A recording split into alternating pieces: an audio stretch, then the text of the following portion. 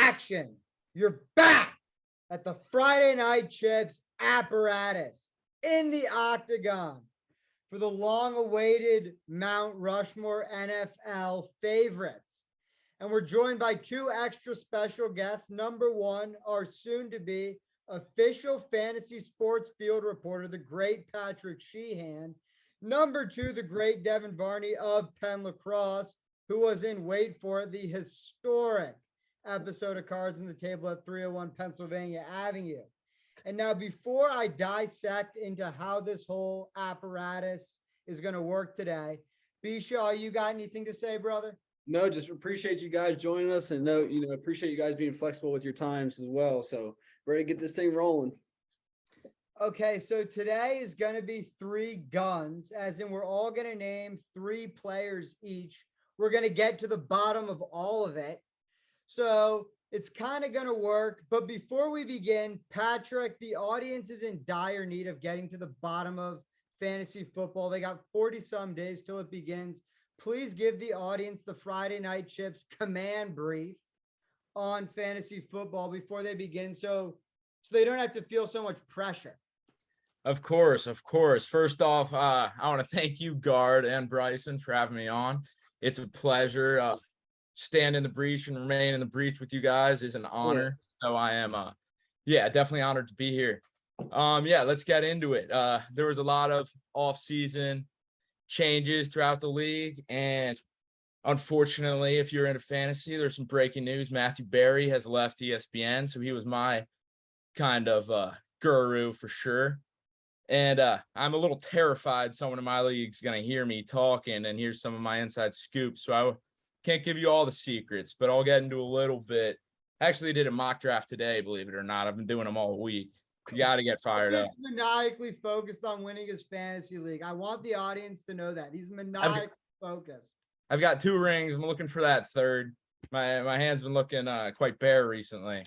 But and in my league is giving me a hard time. I've been the commissioner for 5 years now, and they're trying to change it to PPR. It's been half PPR, and it's a disaster right now. But let me get into some quick little things I have. I love how the commissioners always find a way to win their leagues. I'm a just and honest commissioner. Right. Come on now. Well, yeah. I mean, my trades might benefit me a little bit more than the other teams, but they accept them. I'm not making them accept them, But I'll just give you a few little knots that I am terrified someone in my league is going to hear this, so I have to leave out a few things. But I think people are sleeping a lot on first McCole Hardman. He's getting picked in like the 8th round in most drafts right now.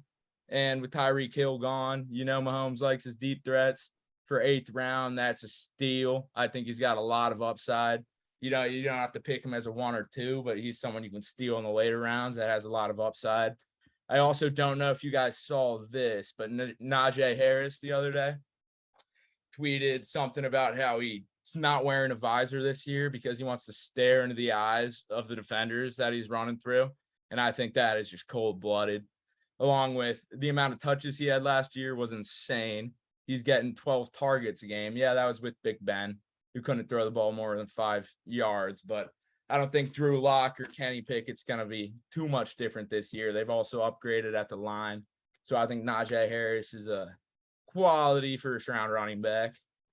And then one person you got to eye down is with Devontae Adams leaving Green Bay and Aaron Rodgers loving that red zone target. You got to look at Robert Tonyan and the Packers tight ends. They're going to see a lot of red zone opportunities, and we'll see how that whole offense goes. But I think he could have a shot at being the top 3 tight end for sure. All right. I'll get into more later on, but now let's get into the action, which is the Mount Rushmore NFL favorites. I'll begin, and listen, I'm going to get a lot of flack from the audience for saying this, but to be honest with you, I could give 2 Fs. Okay, I could give 2 Fs. And that's why my number 1 pick for Gard's first take, and listen, any one of these 3 guys has the chance to say that's an illegitimate pick, but mine is, wait for it. And listen, I've been riding shotgun with this guy since day 1. So I don't want to hear anything from the audience. That's Johnny Manziel. Okay. Boy. Listen, everyone's probably in full meltdown hearing me say this, but let me tell you why it's Johnny Manziel. So listen, he is the comeback kid. Whether he's coming back from Ole Miss or whatever, he's showing resilience time and time again in his career. Listen, did he make it in the NFL? No, but he still is the youngest guy to win a Heisman. And he's still a legitimate guy just because of, listen, you can't argue with a guy who fans gravitate towards that much. Okay, fans gravitate towards him. And that's why even not being in the NFL, he's playing in the FCF, something like that right now. I'm not even going to entertain this. I'm not even. That's illegitimate. I like it. I like it. Okay. All right. Fine. I give it knows up. his to way my around the Johnny strip Steele. There's- Am I going to be the only guy that says Johnny's a legitimate take? Because he is arguably the best college quarterback. Are we talking about pros here? Are we talking about And college? wait for it, maybe the in coolest college. quarterback ever. Dude. Wait, are we about talking pros? Are we doing the talking best? our favorite players? favorite players or best players? Because I definitely picked Favorite. favorite. It's players. favorite. It's always been favorite. Okay, favorite. All right. All I was right. picking. We're I gonna thought we do were a doing lot like of- best players. Okay. Or You both. can say best players, whatever, but I'm sorry, Bryson, you know I've been riding shotgun with Johnny since high school. No, I know that. I know that. Yeah, since 2012, 2013. He's my favorite quarterback to watch, and I can't get enough of the Texas A&M highlights. I'm sorry. All right. I like so you went with a college great. Okay. I went with a college pick. Even though we're talking Yeah, about no, NFL great. listen, Johnny, this is the great thing about Johnny Manziel. Johnny Manziel will be the first guy to tell you he was a has-been in the NFL and he completely shit the bed. He'll be the first guy to tell you that. And he'll say, yeah, listen, I made a bunch of mistakes, but he keeps on coming back. And listen, he's trying to Coming back to what? You couldn't even pronounce the league he's in. he's playing. Let me check what team he's playing for currently. No, But you let's can't just admit move he on. wasn't Let's just one of the move most on fun because this. college I'm not quarterbacks to entertaining watch. this. Let's just get on to one of these guys. These guys, Exactly. players. Here you, brother. Yeah, so I thought we were doing best players, but one of my favorites too, Tom Brady, pretty easy one. Got my Pats hat on today, actually. Huge Pats guy. I was pretty upset when he left, but still a good dude, probably the best dude ever. So I have to go with him.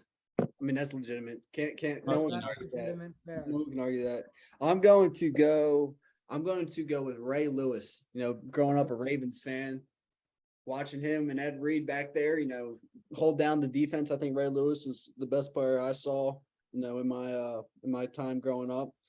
Sideline to sideline, he was tracking guys down. The passion he brought and just able to lay the hits. I mean, crushing dudes across the middle. Oh yeah. That's why Bryson Shaw likes him. Ray Lewis likes to fight. So does Bryson Shaw. Okay. Fire breathers. Armor piercing. Piercing shield. shields who love to fight. Now I'll go into round two. My number 2 pick.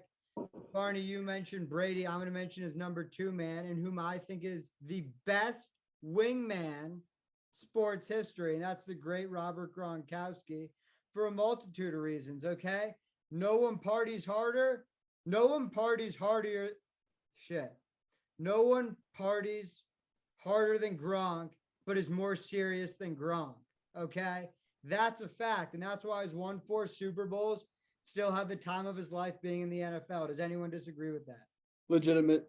That's legitimate. Very legitimate.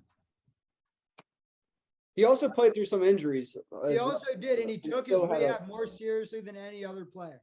No, I agree. I agree. That's legitimate. I got no arguments for that. Yes, 100%. Best. I'd also wingman say sports, his, better than Pippen, all of them. Yeah, I'd also say his off the field highlight tape is just as entertaining as his on the field, but legend on and off for sure. All right, Pat. Who's your next player? My next guy, all right, I'll have to go with Nebraska legend, huge Huskers fan. I think we got a shot at the title next year, but Ndamukong Suh. He's not only a beast D tackle, but he's got the best foot in the league. And I remember we all know his stomp game. If you get in his way, he'll, take care of it. But also at Nebraska, our kicker got hurt. He kicked multiple extra points. Everyone was good, 100% success rate. So yeah, Ndamukong Suh, best foot in the league, Nebraska legend. That's my next pick. Man, that's a hard one to argue because talent wise, he's a beast. I'm gonna go with legitimate there. I'm gonna say that's a legitimate pick. I'm gonna say Thank you. I would not want to play against the Dominican Sue. East. It's legitimate as well. Varney, your take. All right, this one might be a 50-50 ball for favorite, but going with that, I'm going with Tim Tebow. I know you Okay. had the whole college thing on guard, but Tim Tebow, in my opinion, is probably the best college player ever. That speech he gave was so sick. I think he's just a good dude. That team was electric to watch. Wish he did better in the pros, but he still had that good playoff win, some good runs. So No, I'll go I with like him. that. I like that pick a lot too. We all know Tim Tebow's a good guy, stand-up guy. Johnny Manziel, listen, there's been a lot of noise around him off the field. I still personally think he's fairly resilient. Don't put Johnny and Tim Tebow in the same category, Jordan. Okay, Bryson, I get where you're coming from in terms of Johnny Manziel kind of blew it. But I still think even if Johnny had, say, Tim Tebow's work ethic, he still would have been in the same position he's in because he wouldn't have made that great of a pro quarterback. Does anyone Questionable. disagree with that? I honestly think, though, if it went differently for Johnny, when Johnny first got drafted, I honestly thought he was going to be bigger for the city of Cleveland than LeBron James when he first got drafted. Dude, And that's you're what I was crazy. kind of hoping for. You're crazy. That's what I was hoping for when he got drafted. Well, we saw how that played out. Yeah, we saw how that played out. All right. But hold on, back to Tebow here. I think I mean he sent the Steelers home, so I hate the Steelers. That was a sick game. My brother went to that game. Yeah, he sent the Steelers home packing, so I think that was definitely like him for that. But I think he's a college great, but I like Tim Tebow. I'm saying legitimate. Legend, legitimate. All right, is it back to me now for the next guy? I'm going to go with Barry Sanders. Now, I got to shout out my boy Ryan Dilly. Follow Ryan Dilly and Lithium Page on Instagram. I told him what we were doing today, and he said I had to mention Barry Sanders. He thinks from a talent level, Barry Sanders is the best running back ever in the NFL, and I can't really disagree. And he said if he played longer, then he would have went down as that. And again, I couldn't find an argument to disagree with him. So I'm going to say on behalf of my good friend Ryan Dilly, legitimate. I like it. All right, fellas, is it back to me for my third and final pick? Back to you. All right, and you're kind of seeing a theme in between all my players. Johnny Manziel, we can kind of put on the back burner if anyone thinks that's illegitimate, but Johnny Manziel, Gronk, and wait for it, number 3, Marshawn Lynch. Okay. And that's because he's beast mode. He has a command presence. I'm waiting for him to get in the Hall of Fame in 2025. He played a crucial role in that Super Bowl victory that Wilson was the quarterback of. He rushed for 10,000 some yards over his career. And he doesn't back down, and you see that in the media. He never backs down. Does anyone disagree with that? No, I love Marshawn. I love Beast. Yeah, Marshawn. That interview where he said, run through a motherfucker's face. I think that sums up Marshawn. Yeah, and I'm only here so I don't get fined. That was like the biggest one. That was awesome. Legend. Anyone else got thoughts on Marshawn? I feel bad, dude. I mean, I always think about when they almost beat the Pats and then just didn't give it to him. He's just a beast. I think it's kind of an easy win, kind of a ball drop, but happens. Damn Malcolm Butler. Made a hell of a play on that, though. Oh, yeah. All right, Pat, what you got? So are we only doing 3? Because I got a few. No, go ahead, man. You list them out. All right, I'll start with a few. Or I'll give you a couple. Well, I got to say RG3, 2012. His rookie season was by far the most fun I've ever had watching football. Coming from a Commies fan, you don't always expect to win. Actually, I scratched that. I usually do expect to win, but I'm a lot more confident when RG3 was our quarterback. Yes, that was definitely the most fun I've had watching the Redskins, so I'll say RG3. I also just got to shout out Josh Gordon. Absolute stud. What he could do. I think, 1,600 yards in a season, not playing a single game sober. You got to give him some credit for that. So I'll go Josh Gordon. Yeah, I'll go 2 for now if that's good. Well, I think I like RG3. I liked having him as a backup when he was at Baltimore with the Ravens. Yeah, Josh Gordon, I think from a football perspective, is a absolute beast. Talent. Oh, yeah. And those are my 2 thoughts. I think they're both from a football standpoint very legitimate. Cool. Gard, what do you think? I like Josh Gordon, and Josh Gordon, he was on the Browns briefly with Johnny Manziel in that era. I think they were two buddies who probably got into trouble together, but they're both finding their way now, which is what matters. For sure. All right, Varney, what's your take, brother? I'll throw 2 out there too. Kind of go with each other. Randy Moss and Darrelle Revis. Huge Randy Moss guy. He was electric to watch. Pretty sad he never won a Super Bowl. I don't know how that happened. Darrelle Revis, I don't really know why I like Darrelle Revis. He's just so good. He was probably the best cornerback, at least from when we've been alive. He's just like a dog. He's really good. So thought he was a beast. Revis Island for sure. Yeah, they had some good battles too. No, those are great picks. I was actually thinking earlier in the week, just thinking 11 offense and 11 defense guys. And for my receivers, I had Jerry Rice and Randy Moss. And for my corners, I had Revis and I can't remember the second corner I thought of, but I know I had Revis in there. So I'll go with 2 safeties. I'm gonna go with Troy Polamalu and of course Ed Reed. I think Troy Polamalu is probably, if I had to pick, probably better. I think he would stick his nose in there a little bit more, maybe slightly tougher. But from an athletic standpoint, I think Ed Reed's the better athlete. I think both of them are, obviously Hall of Famers, and I think they are very, the GOATs at their positions. Love it. Love it. All right, so as we come to the end, I have a few closing announcements for the Friday Night Chips apparatus. This was test 1 of the Mount Rushmore apparatus, and we're going to be doing a whole lot of these. We're going to be joined by the great Patrick Sheehan, who's going to soon to become our official fantasy sports field reporter. So I want the whole audience to strap in and take notes on what he tells you for fantasy. But before we end this, let's just quickly recap everyone's top 3 players. These are favorites. And listen, mine and Bryson's are going to adjust all the time. Specifically mine, I'm quite impressionable when it comes to sports. Mines are always changing. But like I said, I had to bite the bullet and say one of my favorite players ever, which is Johnny Manziel. I'm sorry. Whatever the audience wants to say it. So my top 3 were Johnny Manziel, Gronk, and Marshawn Lynch. Why don't we have everyone go through and say their top 3? Who wants it? Patrick, you'd like to start?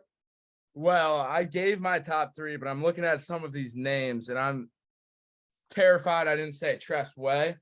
I think he's the most well-rounded player in the league. Not only is he an incredible punter, but he's also the best holder in the league. And I was an all-star holder freshman football in high school, so I got to give him some respect. Best holder in the league, laces out every time. But that's just my honorable mention. My top 3 was Sean Taylor / Ray Rice, and then Ndamukong Suh, Robert Griffin III / Josh Gordon. All right, Varney, let's hear your recap. Like it. I had Brady round 1, Tebow round 2, and then Randy Moss, Darrelle Revis for 3.